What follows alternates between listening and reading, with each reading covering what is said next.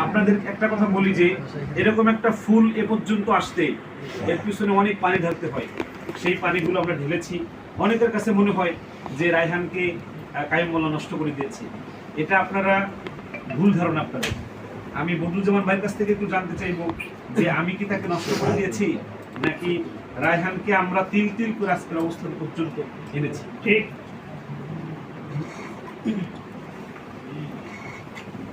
মূলত আমি, আপনারা জানেন, বাংলাদেশ থেকে যারা বিশ্ব জয় করে, যেহেতু আমরা ইসলামিক লাইনে কাজ করি, ইসলামী সঙ্গীত সংস্কৃতি নিয়ে কাজ করি, আমাদের টার্গেট থাকে ইসলামী কার্যক্রম নিয়ে যারা এগিয়ে যায় তাদেরকে যদি আমরা কোনোভাবে সম্মানিত করতে পারি, এটা আমাদের কাজ আমরা মনে করি। তো সেই জায়গা থেকে সবসময় আমি হাফেজরা বিশ্বজয় করলে তাদের একটা ভিডিও বানাই। তো আমি আজকে আমার মাথায় কালকে রাত থেকে ঘুরতেছিল যে এবারের ভিডিওটা হবে শুধু রায়হান একা না, কাইয়ুম ভাই সহ।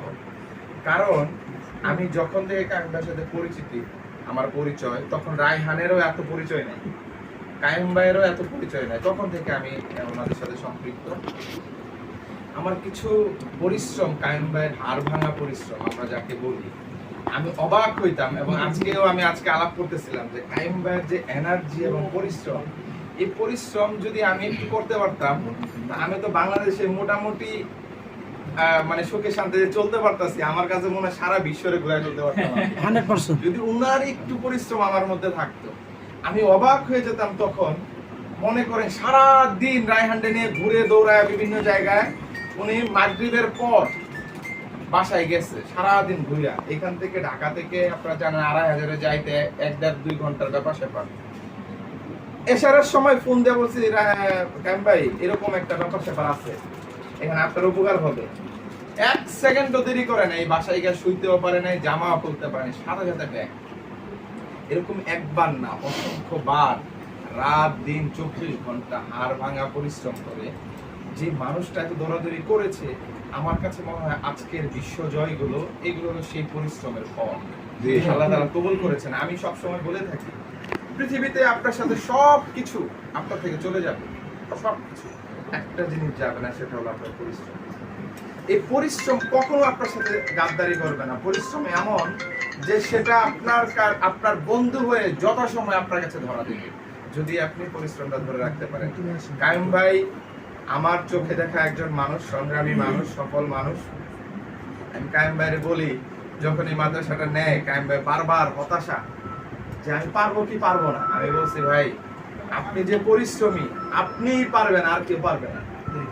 আপনারা জানেন এই মাদ্রাসাটার আগে আরেকজন চালাইতো, উনি কিন্তু ভালো পারে নাই, কিন্তু উনার হাতে আসছে পরে সেটা বিশাল ছোট্ট একটি গাছ এখন বিশাল গাছে পরিণত হয়েছে।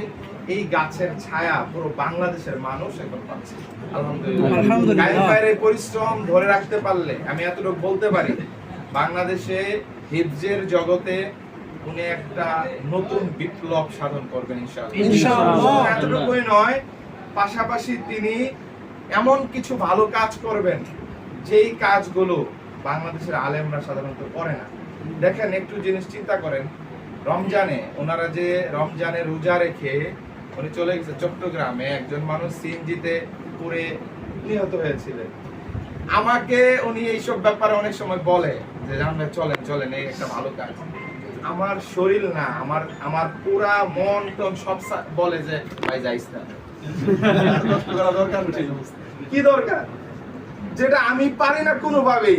এই লোক রোজা রেখে না খেয়ে ক্ষুধার্ত অবস্থায় দৌড় তো দৌড়, এমন দৌড় তার পিছনে ১০০ মানুষ মিলে তার ধরতে পারবে, এত পরিশ্রমী। তো আজকে আমি আসলে আবেগপ্রবণ হয়ে যাচ্ছি যে কাইয়ুম ভাই রায়হানকে যে পরিশ্রম করছে, রায়হানকে নিয়ে আসলে যারা দেখেন নাই তারা হয়তো জানেন না। আজকের রায়হান যদি কাইয়ুম ভাই না থাকতো আমার দেখা, তাহলে এই পর্যন্ত রায়হান আসবে না। কাইয়ুম ভাইয়ের হাড় ভাঙা পরিশ্রম, রায়হান বারবার ভুল করেছে নানা কারণে। দেখা গেছে একটা ছেলে, মেধাবী ছেলেগুলো কিন্তু সাধারণত পড়তেও চায় না ঠিকঠাক মতো, নানা রকম ধোকায় তাদেরকে ফেলে দেয়।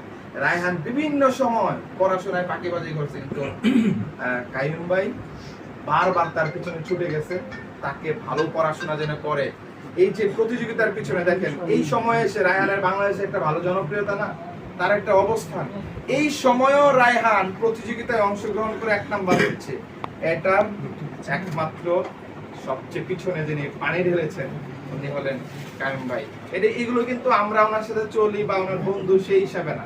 আপনারা কেউ যদি পাশে এসে দাঁড়ান এবং রায়হান নিজে অকপটে এটা বলবে যে অনেক সময় রায়হান বিরক্ত হয়ে যায়, ওনার কথাবার্তার কারণে রায়হান বিরক্ত হয়ে যায় যে বাজান বেশি বেশি টাইট দেয়, বেশি বেশি চাপ দেয়। এই চাপগুলো কিন্তু রায়হানের জন্য। আজকে এই যে রায়হান বিশ্ব জয় করেছে, এই যে ফলগুলো আসছে, আগামী দিনে আরো অনেক ভালো ফল আসবে। এবং সবসময় আমরা যেটা রায়হানের কাছ থেকে কামনা করি এবং আমি বিশেষ করে বলি যে রায়হান, কুরআনের ক্ষেত্রে তোমার আল্লাহ তাআলা বিশাল একটা মর্যাদা দিয়েছে।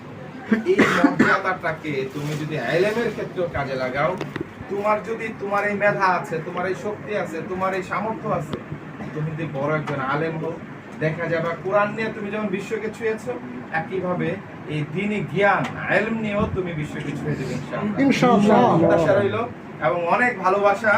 একদিনে রায়হান আমাদের মুখকে আরো বেশি উজ্জ্বল করবে।